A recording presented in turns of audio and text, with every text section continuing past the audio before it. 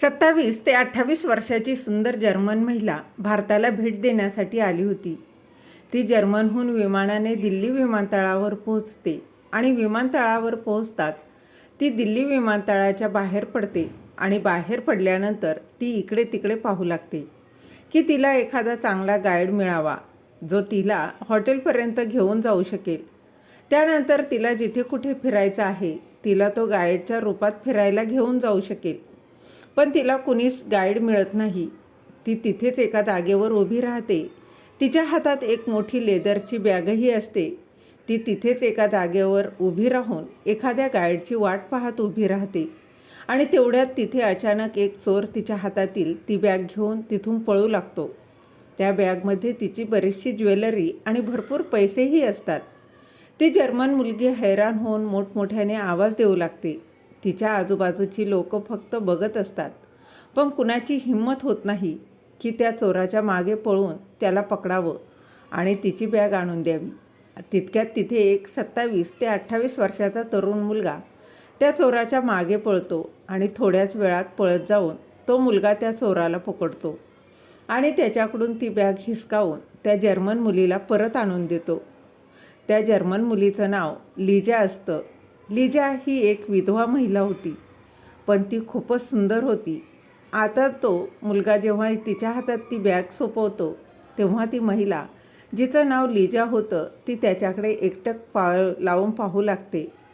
त्या मुलाचं नाव राजवीर असं होतं. लिजा त्याच्याकडे बघून त्याला थँक्यू म्हणते. त्यावर तो मुलगा म्हणतो, इट्स ओके मॅडम, हे आमचं कर्तव्य आहे. जर आमच्या देशात परदेशी माणसांसोबत काही चुकीची घटना घडत असेल तर आमचं कर्तव्य आहे त्यांची मदत करणं आणि मी फक्त माझं कर्तव्यच पार पाडलं आहे. त्यानंतर ती महिला त्याच्याकडे पाहू लागते आणि पाहिल्यानंतर लिजा तिच्या पर्समधून बरेचसे पैसे काढून त्याला देते.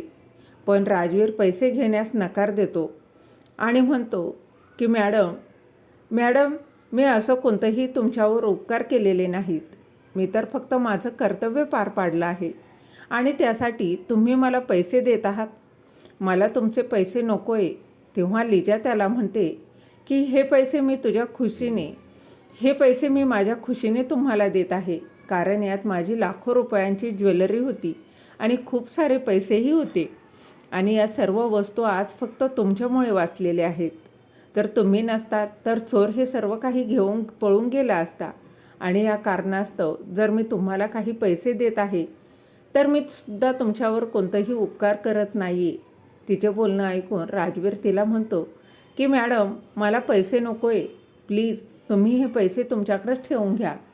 त्यानंतर ती महिला ते पैसे पुन्हा तिच्या पर्समध्ये ठेवून घेते आणि तिथेच एका बेंचवर बसून जाते आणि राजवीरला म्हणते की तुम्ही या आणि इथे बेंचवर बसा, मला तुमच्याबद्दल काही जाणून घ्यायचं आहे. राजवीरही तिच्या बाजूला जाऊन तिथे बेंचवर बसतो आणि मग ती महिला त्याला विचारते की तुमचं नाव काय आहे. तेव्हा राजवीर तिला त्याचं नाव सांगतो आणि मग ती त्याला विचारते की तुम्ही काम काय करता. तेव्हा राजवीर तिला सांगतो की मॅडम मी काहीच काम करत नाही, मी कामाच्या शोधातच आहे आणि आजही मी कामाच्या शोधातच इकडे आलो होतो, पण मला अजूनही कोणती नोकरी मिळालेली नाही. मी शिकलेलो आहे आणि मी इंग्लिश विषयासह MA केलेलं आहे, पण मला अजूनही कोणतीही नोकरी मिळालेली नाही. आज मी एअरपोर्टवर नोकरीच्या शोधातच आलो होतो, पण इथे आल्यानंतर ही मला कोणती नोकरी मिळालेली नाही. म्हणूनच मी निराश होऊन परत घरी चाललो होतो आणि तेवढ्यातच मी पाहिलं की एक चोर तुमची बॅग घेऊन पळून चालला आहे. राजवीर बोलत होता आणि ती जर्मन मुलगी लिजा त्याच्याकडे फक्त बघत होती. त्यानंतर ती जर्मन मुलगी त्याला म्हणते की तुम्ही माझा गाईड बनू शकता का. मी 1 महिन्यासाठी इथे आलेली आहे. मी एक विधवा महिला आहे आणि मला 1 महिना भारत पूर्ण फिरायचा आहे. संपूर्ण दिल्ली फिरायचे आहे आणि दिल्लीच्या आजूबाजूला जितके काही चांगले शहरं आहेत तितकेही सगळे पर्यटन स्थळं आहेत ते मला फिरायचं आहे. माझ्याकडे पैशांची कोणतीही कमी नाही. जर्मनीमध्ये माझ्या 2-3 लेदरच्या मोठ्या कंपन्या आहेत आणि माझ्याकडे भरपूर पैसेही आहेत आणि 1 महिनाभर इथे राहण्याचे आणि फिरण्याचे तुम्ही जितके पैसे सांगाल तितके पैसे मी तुम्हाला द्यायला तयार आहे. फक्त तुम्ही माझा गाईड बना आणि मला संपूर्ण जागेवर फिरायला घेऊन चला. त्यावर राजवीर म्हणतो की ठीक आहे मॅडम, जर तुम्ही म्हणत असाल तर मी तुम्हाला भारतभर फिरवण्यासाठी तयार आहे. आता यानंतर दोघेही त्या बेंचवरून उठतात आणि लिजा राजवीरला म्हणते की मी हे हॉटेल बुक केलेलं आहे, आपण आधी त्या हॉटेलवर जाऊयात. तुम्ही या हॉटेलवर जाण्यासाठी एक टॅक्सी बुक करा आणि बोलावून घ्या. असं म्हणत लिजा राजवीरला काही पैसे देते आणि राजवीर एका टॅक्सीवाल्याकडे जातो आणि तो ॲड्रेस देऊन टॅक्सी बुक करतो. आता लिजा आणि राजवीर जेव्हा त्या हॉटेलवर पोहोचतात तेव्हा लिजा त्या टॅक्सीवाल्याला सांगते की उद्यापासून मला इकडे तिकडे जिथे कुठे दिल्लीमध्ये आजूबाजूला फिरण्यासाठी जायचं आहे तिथे मला तुमची टॅक्सीमध्ये घेऊन चला. त्या बदल्यात तुम्हाला जितके पैसे हवे असतील मी तुम्हाला द्यायला तयार आहे. त्यावर तो टॅक्सीवालाही तयार होतो आणि म्हणतो की मॅडम, माझी काहीच हरकत नाही. उद्यापासून तुम्हाला जिथे कुठे जायचं असेल मी तुम्हाला फिरायला तयार आहे. तेव्हा लिजा त्याला म्हणते की उद्या सकाळी 10 वाजता तुम्ही इथे तुमची टॅक्सी घेऊन पोहोचा. त्यावर टॅक्सीवाला होकार देत मान हलवतो आणि लिजा राजवीरला तिथेच खाली उतरवून आपली टॅक्सी घेऊन निघून जाते. लिजा आणि राजवीर त्या हॉटेलमध्ये निघून जातात. लिजा राजवीरला सोबत घेऊन तिने जो रूम बुक केलेला होता त्या रूममध्ये निघून जाते आणि सोबतच राजवीर तिची बॅग घेऊन तिच्या मागे मागे त्या हॉटेलच्या आतमध्ये निघून जातो आणि तिच्या त्या रूममध्ये पोहोचतो. आता लिजा एका वेटरला सांगून 2 कॉफी मागवते. आता दोघेही कॉफी पितात आणि त्यानंतर लिजा थोडा वेळ राजवीरसोबत गप्पा मारते. त्यानंतर राजवीर म्हणतो की मॅडम, मी आता चाललो आहे. त्यावर लिजा म्हणते की उद्या सकाळी 10 वाजता मी टॅक्सीवाल्याला बोलवलं आहे. तुम्हीसुद्धा उद्या सकाळी 10 वाजता इथे हॉटेलवर पोहोचा आणि दिल्लीमधील जितकी काही पर्यटन स्थळं आहेत त्या सर्व पर्यटनस्थळी मला फिरायचं आहे. त्यावर राजवीर लिजाला सांगतो की मॅडम, मी सकाळी 10च्या आधीच इथे हजर राहील. असं बोलून राजवीर तिथून निघून जातो आणि दुसऱ्या दिवशी सकाळी ठीक 10 वाजता हॉटेलला पोहोचतो. आता राजवीर तिथे हॉटेलवर पोहोचताच तो कार टॅक्सीवालाही तिथे अगदी वेळेवर पोहोचतो. लिजाही तयार होऊनच बसलेली होती. त्यानंतर ते तिघेही त्या टॅक्सीने एकत्र फिरायला निघतात. त्यानंतर तो टॅक्सीवाला त्यांना घेऊन लाल किल्ला, राजपथ, राष्ट्रपती भवन, चांदणी चौक अशा विविध ठिकाणी सकाळपासून संध्याकाळपर्यंत फिरवतो. लिजालाही सर्व पर्यटन स्थळं फिरून खूप आनंद होतो. ती अतिशय समाधानी होते. शिवाय ती संपूर्ण दिवसाचा खर्च, हॉटेलचा खर्च, त्याचबरोबर खाण्यापिण्याचा खर्च, फिरण्याचा खर्च स्वतःच करते आणि त्यांच्यावरही करत असते. संपूर्ण दिवसभर तिघेही खूप एन्जॉय करतात. तिघांचाही दिवस खूप आनंदात जातो. रात्र होताच तिघेही दिल्ली फिरून परत त्यांच्या हॉटेलवर पोहोचतात आणि दुसऱ्या दिवशी आग्र्याचा ताजमहल बघण्याचा प्रोग्राम ठेवतात. आणि दुसऱ्या दिवशी पुन्हा तिघेही सकाळी 10 वाजता एकत्र येतात आणि आग्र्याला जातात. ताजमहल पाहिल्यानंतर लिजा तिथल्या आजूबाजूला बऱ्याच ठिकाणी फिरायला जातात आणि संध्याकाळ होताच पुन्हा दिल्लीला जायला निघतात. पण वाटेतच लिजाची तब्येत खराब होते. तिच्या पोटात दुखू लागतं. तिला उलट्या सुरू होतात. तिला तापही येतो. आता तिची अशी परिस्थिती पाहून राजवीर आणि तो टॅक्सी ड्रायव्हर दोघेही घाबरतात. राजवीरला जास्त काळजी वाटू लागते. ते जेमतेम दिल्लीला पोहोचतात आणि राजवीर लिजाला उचलून हॉटेलच्या रूममध्ये घेऊन जातो आणि तिला तिच्या बेडवर झोपवतो. लिजाला खूप त्रास होतो. तिला अजूनही उलट्या सुरूच होत्या. तिचं पोट अजूनही दुखत होतं. शिवाय तिचं डोकंही खूप दुखत होतं. तिला चक्करही येत होती. तिचं अंगही तापलं होतं आणि तापामुळे तिचं शरीर थरथर कापत होतं. राजवीर धावत जाऊन डॉक्टरांना बोलावून घेऊन येतो. डॉक्टर तिला चेकअप केल्यानंतर सांगतात की लिजाला फूड पॉयझन झालेलं आहे. त्यामुळे लिजाला उलट्या होत आहेत आणि हे सगळे प्रॉब्लेम्स होत आहेत. मी तिला काही औषधं लिहून देतो. ती औषधं घ्यायला सांग. अर्ध्या 1 तासात तिला बरं वाटेल. तिला विश्रांतीची गरज आहे. सकाळपर्यंत फरक पडला नाही तर मी सकाळी येऊन पुन्हा चेकअप करून घेईल. तपासणी करून झाल्यानंतर डॉक्टर्स निघून जातात आणि राजवीर लिजाजवळ तिथेच थांबतो आणि तिच्या शेजारीच बसतो. राजवीर लिजाला अशा अवस्थेत सोडून कुठेही जाऊ शकत नव्हता, कारण लिजा तापामुळे बेशुद्ध अवस्थेत बेडवर पडलेली होती. तापाने तापलेली होती आणि सतत उलट्याही करत होती. तिची हालत इतकी नाजूक झाली की राजवीर तिला सोडून घरीही जाऊ शकत नव्हता. त्यामुळे राजवीर लिजासोबत त्याच हॉटेलमध्ये थांबण्याचा निर्णय घेतो. राजवीर लिजाच्या कपाळावर मिठाच्या थंड पाण्याच्या पट्ट्या ठेवत होता, तर कधी तिचं डोकं चेपून देत होता, तर कधी हातपाय दाबून देत होता, तर कधी तिच्या अंगावर पांघरूनही घालत होता. तिला उठल्यावर औषधही देत होता, तर कधी ती उलट्या करत होती, तर ते संपूर्ण तो साफही करत होता. यात रात्रीचे 12-1 वाजेपर्यंत तो लिजाची सेवा करत असतो. त्यानंतर लिजाला थोड्या वेळाने तापातून आराम मिळतो आणि मग लिजा शांत झोपते. लिजा शांत झोपल्यानंतर राजवीरही तिच्या शेजारी एक सोफा असतो, तिथे तो त्यावर जाऊन झोपतो. लिजा अर्धा तास 1 तास झोपते आणि अचानक तिचे डोळे उघडतात. मग अचानक लिजा उठते आणि उठून बसते. तेव्हा तिचं लक्ष राजवीरकडे जातं. राजवीरला पाहून तीही तीच विचार करते की हा किती भोळा आणि साधारण व्यक्ती आहे, किती निष्पाप आहे हा, किती चांगला माणूस आहे. आज जर तो नसता तर माझं काहीही होऊ शकलं असतं. ताप खूप वाढला होता, माझी अवस्था खूप वाईट होती. जर हा नसता तर माझं काय झालं असतं. तो घरीही गेला नाही आणि रात्रभर माझ्यासोबत इथेच राहिला, माझी सेवा करत राहिला आणि आता मला जेव्हा थोडा आराम मिळाला तेव्हा एखाद्या बाळासारखा सोफ्यावर झोपला आहे.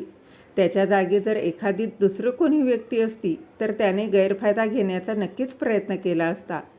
पण त्या दिवशी मी त्याला पैसे देत होती तेव्हाही त्याने पैसे घेतले नाहीत आणि आज माझी इतकी काळजी, इतकी सेवा केली की जणू काही एखाद्या घरातील कौटुंबिक पुरुष आहे जे करतो ते विचार करून त्याच्या डोळ्यात अश्रू तरळले. ती उठून त्या सोफ्याजवळ जाते. ती त्याच्या शेजारी बसते आणि त्याच्याकडे एकटक बघत राहते.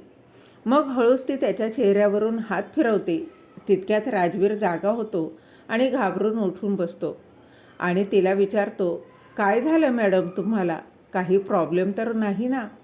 ती त्याच्याकडे त्याच्या डोळ्यात बघू लागते. तिच्या डोळ्यात अश्रू असतात. राजवीर पुन्हा विचारतो की मॅडम काय झालं, तुम्ही रडत का आहात. तेव्हा लिजा म्हणते की काहीच नाही, हे आनंद अश्रू आहेत. मी तुझ्याबद्दल विचार करत होती. आज तू नसतास तर माझी काय अवस्था झाली असती. त्या दिवशीही तू माझे लाखो रुपयांचे दागिने आणि सर्व पैसे वाचूनही माझ्याकडून पैसेही घेतले नाहीस. मी आजवर तुझ्या इतक्या प्रामाणिक माणूस पाहिलेला नाही. असं बोलता बोलता ती पुन्हा रडायला सुरुवात करते. त्यानंतर ती थांबल्यावर राजवीर तिला म्हणतो की मॅडम तुम्ही जाऊन झोपून घ्या आणि मलाही थोडा वेळ आराम करू द्या. सकाळी बरं वाटलं तर मी तुम्हाला फिरायला घेऊन जाईल. लिजा म्हणते की नाही, मी सकाळी कुठेही जाणार नाही आणि तू पण या सोफ्यावर आराम कर. असं म्हणत लिजा तिच्या बेडवर जाऊन झोपते. पण तिच्या मनात राजवीरबद्दल फिलिंग जागृत झाल्या होत्या. तिला तो मनापासून आवडू लागला होता. तिच्या नवऱ्यानंतर जर कुणी तिची इतकी काळजी कुणी घेतली असेल तर तो फक्त राजवीर होता. ती हळूहळू त्याच्यावर प्रेम करू लागली होती. आणि मग यानंतर ती लोक झोपतात आणि सकाळी उठतात. नंतर लिजा म्हणते की ती आज कुठेही जाण्याच्या मूडमध्ये नाही. तुला घरी जायचं असेल तर तू जाऊ शकतोस. पण त्यानंतर त्यांच्या आयुष्यात जे काही घडतं, त्यांचे संपूर्ण जीवन अशांत होतं. शेवटी त्यांचं काय होतं त्यांच्या बाबतीत हे जाणून घेण्यासाठी तुम्हाला हा व्हिडिओ शेवटपर्यंत पाहावा लागेल. त्यामुळे कथा शेवटपर्यंत ऐका. कथा खूप भावनिक आणि हृदयस्पर्शी आहे. पण पुढे जाण्याअगोदर जर तुम्ही आपल्या चॅनलवर नवीन असाल तर चॅनलला सबस्क्राईब करा, लाईक करा आणि तुमच्या मित्रांना शेअर करायला विसरू नका. चला तर मग कथेला सुरू करूया. दिल्लीतील एका गावात एक कुटुंब राहत होतं. त्या कुटुंबातील कर्ता पुरुष मरण पावला होता. त्या कुटुंबात एक विधवा महिला, तिचा एक मुलगा आणि 2 मुली असतात. त्या कुटुंबात आता कमवणारं कोणीही नसतं. त्यामुळे ती विधवा झालेली स्त्री इकडून तिकडून मजूर काम करून ती करत असते आणि लोकांच्या घरी काम करून मुलांचं संगोपन करते. तिचा मुलगा राजवीरने इंग्रजीत MA केलेलं होतं आणि तो इकडे तिकडे नोकरी शोधत असतो. पण त्याला कुठेही नोकरी मिळत नाही. तो खूप टेन्शनमध्ये होता. आता तो आपल्या आईला या अवस्थेत पाहू शकत नव्हता. कारण त्याचे वडील आधीच या जगात नव्हते आणि जेव्हा त्याचे वडील मरण पावले तेव्हापासून त्याच्या आईने संपूर्ण घराची जबाबदारी घेतली होती. राजवीर आणि त्याच्या 2 बहिणींचंही शिक्षण त्याच्या आईनेच मेहनत करून पूर्ण केलं होतं. पण आता आईसुद्धा हळूहळू म्हातारी होत चालली होती. आता तिच्याकडूनही आधीसारखी कामं होत नव्हती. राजवीर हे सर्व पाहून आता जास्त टेन्शनमध्ये राहू लागला आणि इकडे तिकडे नोकरीच्या शोधात रोज बाहेर पडत होता. पण रोज त्याच्या हाती फक्त निराशाच लागत होती. त्याला कुठेही नोकरी मिळत नव्हती. तेव्हाच एक दिवस तो एअरपोर्टवर जातो आणि विचार करतो की एअरपोर्टवर जे काही सामान वगैरे लोडिंगचं काम असतं ते मी करेल आणि लोडिंगची कामं करता करता तिथे जाऊन काही पैसेही मिळवीन. पण तिथे गेल्यावर त्याला तिथलेही काम मिळत नाही. तो डोक्याला हात लावून विचार करत तिथेच एका बाकावर बसून विचार करत होता की माझ्या कुटुंबाचं काम कसं चालवेल, माझ्या कुटुंबाचं काम कसं चालवलं जाईल. माझी म्हातारी आई किती दिवस अशीच काम करत राहणार. हा विचार करून तो खूप दुःखी होतो. तेवढ्यात त्याला ती इंग्रज महिला ओरडताना दिसते. तिची पर्स एक चोर घेऊन पळून चालला होता.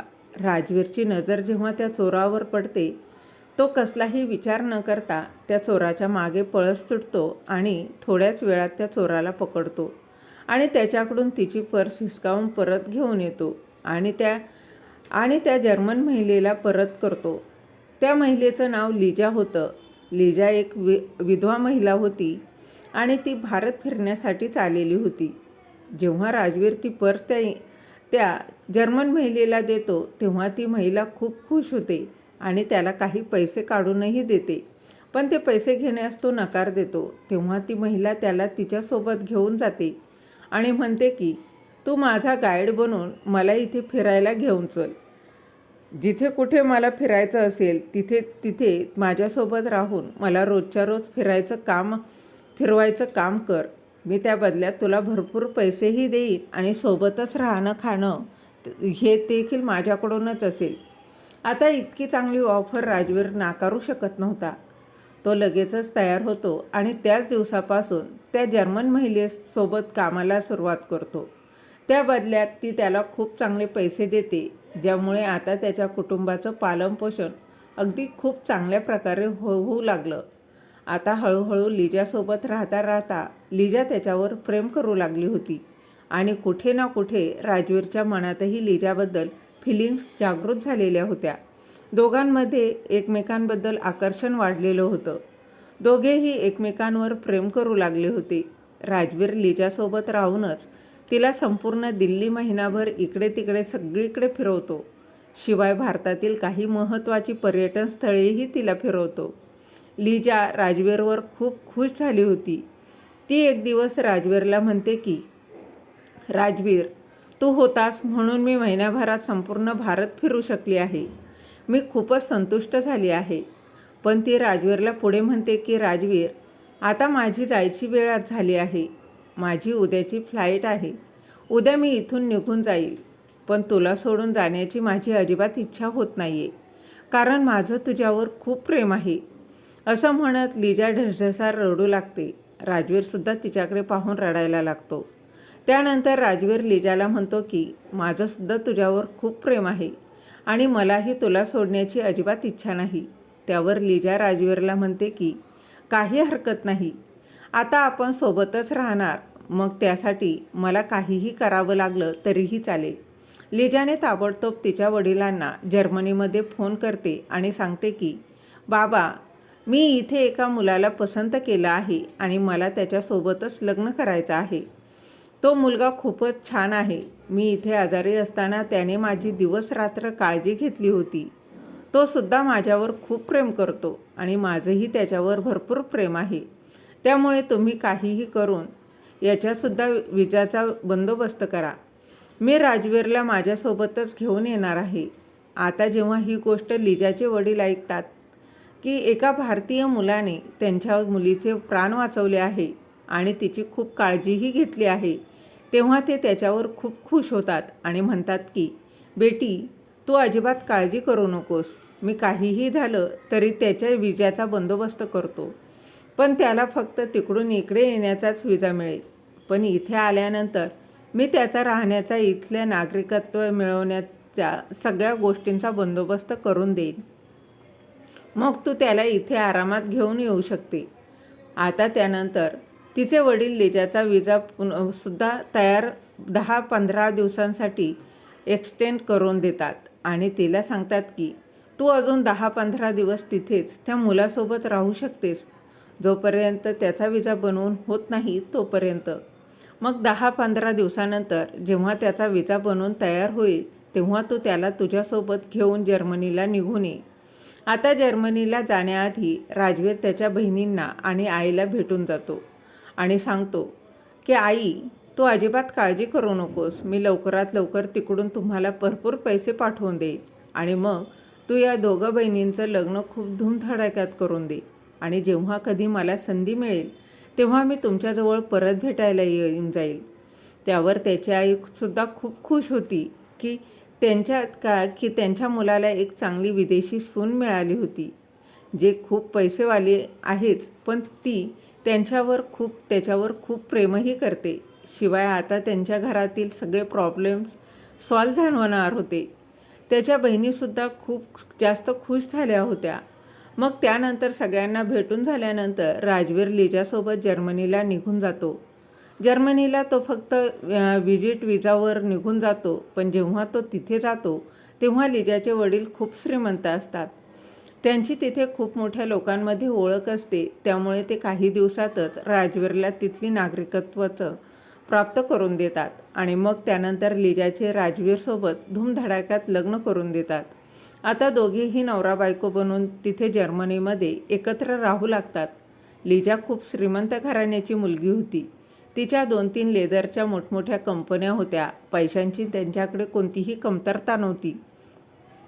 ती राजवीरला पैसे द्यायची आणि राजवीर ते पैसे आपल्या भारत देशात आपल्या आईच्या नावावर आणि बहिणीच्या नावावर पाठवून देत होता आणि आता त्याचं घर त्या पैशात खूप चांगल्या प्रकारे चालू लागलं होतं. आता राजवीर लिजाच्या लेदरच्या मोठमोठ्या कंपन्या स्वतः सांभाळू लागला होता. आता तोही चांगले पैसे कमावू लागला होता. जवळपास 1 वर्षानंतर राजवीर लिजाला त्याच्यासोबत घेऊन भारतात परत येतो आणि भारतात आल्यानंतर तो लिजाला म्हणतो की मी 1-2 महिने इथेच राहणार आहे आणि मी माझ्या बहिणींना चांगली स्थळं पाहून त्यांचं लग्न लावून देणार आहे. एकदा का त्यांची लग्न झाली की मी आईला सोबत घेऊन जर्मनीला येऊ इच्छितो.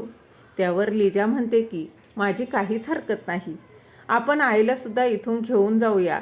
त्यानंतर ते आईचाही विजा बनवतात आणि तिथलीच नागरिकता बनवून घेतात. आता यानंतर ते दोघेही 2-3 महिनेपर्यंत भारतातच राहतात आणि दोघं बहिणींची चांगली स्थळं पाहून अगदी धूमधडाक्यात लग्नही लावून देतात आणि त्यानंतर आईला सोबत घेऊन ते जर्मनीला निघून जातात. आता राजवीरची आईसुद्धा जर्मनीमध्येच राहू लागली होती आणि राजवीर त्याच्या बायकोसोबत खूप हसत खेळत आनंदाने जर्मनीमध्ये राहू लागला होता. थोड्या दिवसात राजवीरही भरपूर श्रीमंत होतो, कारण त्याच्याकडे आधीच भरपूर पैसे होते. त्यामुळे तिच्याकडे ज्या काही कंपन्या होत्या त्या संपूर्ण राजवीर स्वतःच हाताळू लागला होता. जवळपास त्याच्यावर राजवीरचाच मालकी हक्क झाला होता, कारण लिजा तिच्या वडिलांची एकुलती एक मुलगी होती आणि त्यामुळे सगळं काही राजवीरचंच झालं होतं.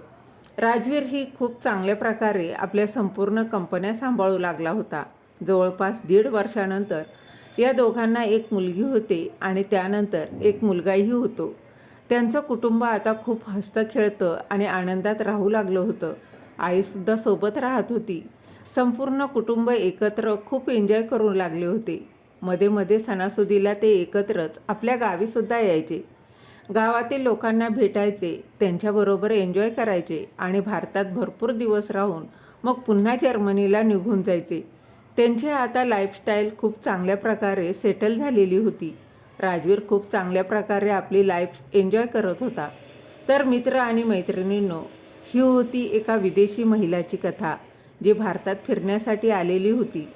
पण एका गरीब मुलाला, ज्याला खाण्यापिण्याचीही कमतरता होती, अशा मुलांना आपल्यासोबत ठेवून त्याच्यासोबत लग्न करून त्याचं संपूर्ण आयुष्य तिने सुधारलं होतं. तुम्हाला ही कथा कशी वाटली आम्हाला कमेंट बॉक्समध्ये नक्की कळवा. जर व्हिडिओ आवडला असेल तर व्हिडिओला लाईक आणि चॅनलला सबस्क्राईब नक्की करा. पुन्हा भेटू अशाच एका नवीन कथेसोबत, नवीन विषयासह. तोपर्यंत जय हिंद, जय भारत. धन्यवाद.